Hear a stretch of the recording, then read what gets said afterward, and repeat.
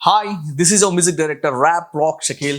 Welcome to Divine Mindset Miracles. And మనతో ఉన్నారు ఇవాళ బ్రదర్ షఫీ. సో ఒక స్మాల్ ర్యాప్తో ఆయన ఇంటర్వ్యూ స్టార్ట్ చేద్దాం. Brother Shafi is with me. He is also have a పత్ని. ఆయన గుండెలోనే రగిలేటి అగ్ని. జస్ట్ తెలుసుకుందాం ఆయన journey. Love you all. Hello Shafi గారు, హాయ్ ఎక్సలెంట్ సూపర్. చూస్తుండే వైబ్రేషన్స్ వస్తున్నాయి మిమ్మల్ని. Thank you so much. Thank you.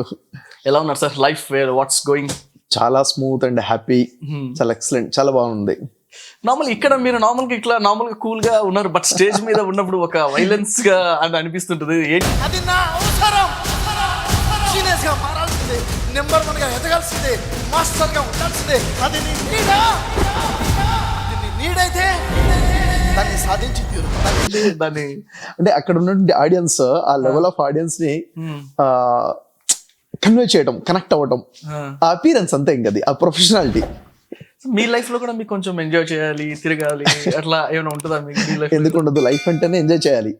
Life ఉందే ఎంజాయ్ చేయడం కోసము. కాబట్టి ఫ్యామిలీ లైఫ్, ఫ్రెండ్ సర్కిల్ ఉన్న లైఫ్. నా యాక్చువల్లీ ఫ్రెండ్ సర్కిల్ అంతా ఉంటుంది, మంచి ఫ్రెండ్ సర్కిల్ కదా. లైక్ మనం అట్లా yes, school day friends, college day friends అందరు కూడా ఎగ్జాక్ట్. యాక్చువల్ లైఫ్ అంటేనే అది. చాలా మంది ఏమంటారు సెలబ్రిటీస్ అంటే ఎలాగే ఉంటారేమో అనుకుంటారు. అలా కామన్ లైఫ్.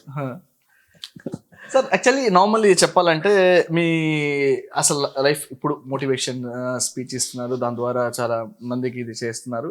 ఓకే, లైక్ మీ జస్ట్ ఇదంతా చెయ్యాలి, ఇట్లా వెళ్ళాలి మార్కెట్లోకి, ఇది ఒక ఎజెండా పెట్టుకోవడానికి, ఒక టార్గెట్ అట్లా పెట్టుకొని అది మీకు ఇదంతా చెయ్యాలి అని ఆలోచన, సమాజానికి ఏదో సేవ చేయాలి అనేటువంటి ఫీలింగ్స్ కానీ ఇలాంటివి కానీ మీకు ఎక్కడ జనరేట్ అయ్యాయి? ఇవి ఇంటి నుంచి జనరేట్ అయింది యాక్చువల్ చెప్పాలంటే. అంటే ఇంట్లో నుంచి అమ్మ ఆలోచనలు, నాన్న ఆలోచనలు వాళ్ళ దగ్గర నుంచి వచ్చాయి. ఎలా అంటే ప్రతి వ్యక్తి కూడా ఏదో పిచ్చి ఉంటది కదా, చూసిన దాంట్లో నుంచి ఏదో పిచ్చి పట్టేసుకుంటాడు. కొంతమంది బైక్స్ పిచ్చి ఉంటది, కొంతమంది కార్ పిచ్చి ఉంటది, ఒక్కొక్కరు ఒక సినిమా పిచ్చిని ఉంటది. అలాగే నాకు ఈ సమాజము అంత ఒక పిచ్చిలా పట్టేసింది నిజం చెప్పాలంటే. పిచ్చిది మా అమ్మ చెప్పే మాటలైనా, మా నాన్నగారు చెప్పే, ఇప్పుడు సొసైటీ గురించి చెప్పేవాళ్ళు, గివింగ్ లో ఉండాలి, ఇచ్చేవాళ్ళు ఉండాలి, మనం ఏమైనా చేయాలి, మనం ఉన్నా లేకపోయినా మనం గుర్తుండాలి. ఇవి చిన్నప్పటి నుంచి ఫీడ్ అయిపోయాయి. సార్ మీ దృష్టిలో లైక్ అంటే వేరే కాంట్రవర్సీ అట్లా అనుకోకండి, జస్ట్ క్యాజువల్ గా నేను ఫ్రెండ్లీ అడుగుతున్నాను. దేవుడు గొప్పనా, దేశం గొప్పనా? ఇక్కడ విషయం ఏంటంటే దేవుడు గొప్పనా, దేశం గొప్పనా అంటే నాకు ఫస్ట్ నాకు దేశమే. సూపర్, దేశమే. ఎందుకోసం ఇక్కడ అసలు దేవుడు ఏం చెప్తున్నాడంటే నీ దేశం నువ్వు చూసుకో, నీ తోటి మనిషిని చూసుకో అని చెప్తున్నాడు. నేను నా తోటి ఉన్న ఇప్పుడు ఏంటంటే దేశం అంటే ఏంటి? దేశం అంటే మట్టి కాదు, దేశం అంటే మనుషులు. మరి మనుషులు గొప్పన, దేవుడు గొప్ప అంటే మనుషుల కోసమే మనం ఉంది యాక్చువల్ గా, అవునా లేదా? తోటి మనిషిని ప్రేమించిన వాడు దేవుడిని ప్రేమిస్తున్నాను అంటే అది అబద్ధం. అది సూపర్, కరెక్ట్. నేను దేవుడిని నమ్ముతున్నాను అని చెప్పి పక్కవాడిని ఇబ్బంది పెడుతున్నా అంటే అది పెద్ద అబద్ధమే మళ్ళీ. కాబట్టి అందుకే అన్నారు కదా, మానవ సేవయే మాధవ సేవ అన్నారు. మాధవుడు మనం చూడలేదు, మానవుని చూస్తున్నాం. ఇప్పుడు తోటి మానవుని ఎప్పుడైతే ప్రేమిస్తాం అదే నిజమైన దేవుడి ప్రేమ కూడా. అది సార్ మీరు యాక్చువల్లీ లైక్ ఇది ఇట్లాంటిదే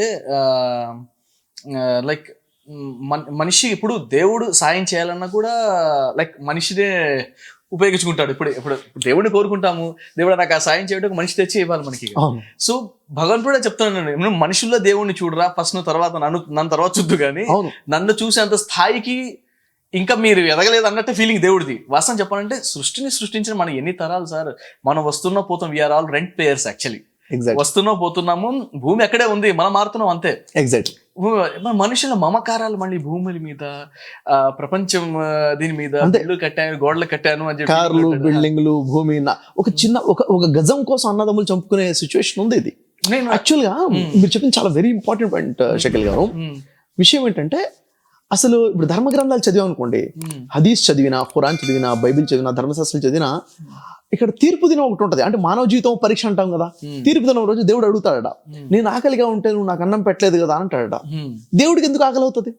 కానీ దేవుడు అంటాడు, నేను ఆకలిగా నువ్వు అన్నం పెట్టలేదు కదా అంటే. ఈ మనిషి అంటాడు, నీకు ఆకలి వేయటం ఏంటి అంటే, ఫలానా రోజు ఆకలిగా ఉన్న వ్యక్తిని కనబడి నువ్వు అన్నం పెట్టకుండా వెళ్ళిపోయావే, ఆ సిచ్యువేషన్ ఏర్పాటు చేసింది నేనే అంటాడు.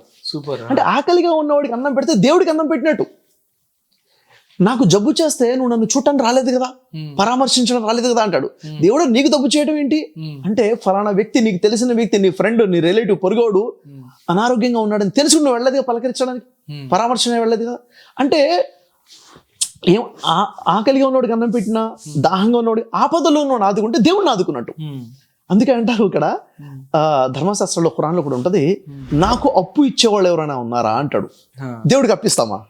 ఇవ్వగలుగుతామా? ఇప్పుడు అంబానీ వచ్చేసి నాకు అప్పు ఇవ్వమని అడుగుతాడా? మిమ్మల్ని నన్ను అడగడు కదా. ఇప్పుడు దేవుడు అడుగుతున్నాడు, నాకు ఎవరైనా అప్పిస్తాడా అని అడుగుతున్నాడు. అంటే తోటి మానవుడిని ఆదుకుంటే దేవుడికి అప్పిచ్చినట్టే. అప్పు అంటే తిరిగి ఇచ్చేది కదా, అప్పు అంటే తిరిగి ఇచ్చేస్తాడు. దేవుడు ఎలా ఇస్తాడంటే ఎన్నో రెట్లు పెరిగి తిరిగి ఇచ్చేస్తాడు. అదే అంటాం, మనం సహాయం చేస్తే అనేక రెట్లు తిరిగి మన లైఫ్లోకి వచ్చేస్తుంది, ఎటు పోదు. కాబట్టి వితౌట్ ఎక్స్పెక్టేషన్స్ మనం హెల్ప్ చేసుకుంటూ వెళ్ళిపోవాలి. తోటి మానవుడిని గుర్తించిన వాడే దేవుడిని గుర్తించినట్టండి. ఈరోజు ఏమైపోయిందంటే, రిలీజన్ అనేసరికి హ్యుమానిటీ వేరు, రిలీజన్ వేరు అంటారు చెక్కల్ గారు. అసలు రెండింటికున్న ఏంటిది? చాలా మంది నన్ను అడుగుతారు, సార్ మీరు రిలీజన్ గొప్ప అంటారా, హ్యుమానిటీ గొప్ప అంటారా అంటారు. నేను అంటాను, humanity is goal, religion is the way అంటాను నేను. రిలీజన్ అంటే ఒక మార్గం, ఎక్కడికి తీసుకెళ్తుంది? హ్యుమానిటీ వైపుకి. నా రిలీజన్ నన్ను హ్యుమానిటీ వైపు తీసుకెళ్ళకపోతే ఈ రిలీజన్ వేస్ట్, రిలీజన్ వేస్ట్. కాబట్టి మానవత్వం వైపు తీసుకెళ్లేదే మతమై ఉండాలి కదా. కాబట్టి మానవత్వం లేకుండా నేను దేవుడని రోజుకి 5 పూటలు నమాజ్ చదివినా, ఎన్ని పూజలు చేసుకున్నా, ఎన్ని ప్రేయర్స్ చేసుకున్నా, తోటి మానవుని సొంత అమ్మానాన్ని పట్టించుకోకపోతే ఇంకా ఆ పూజలు ఎందుకు, నమాజులు ఎందుకు, ఆ ప్రార్థనలు ఎందుకు? కాబట్టి మనిషే సార్, తోటి మానవుడిని గుర్తించడమే అసలు రిలీజన్ యొక్క పర్పస్.